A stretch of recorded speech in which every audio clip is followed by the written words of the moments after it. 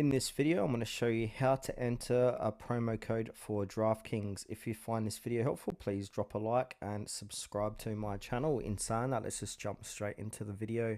Okay, so in order to enter a promo code on DraftKings, first we need to sign up or log in. So open up the DraftKings app or website and then log into your existing account or create a new one if you haven't got one.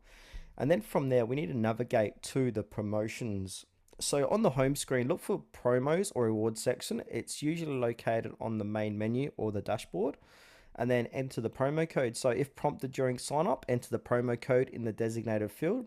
Alternatively, in the promo section, you might see an option to enter a promo code. Click on it and type in your code.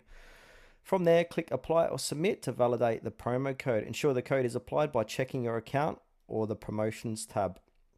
And then from there, 5, complete any requirements. So promo codes often have conditions such as making a deposit or placing a bet. Follow the instructions to unlock the bonus.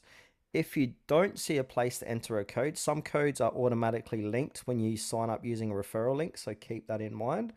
And also you can contact DraftKings customer support for assistance, or you can just let me know in the comment section below if you need additional help.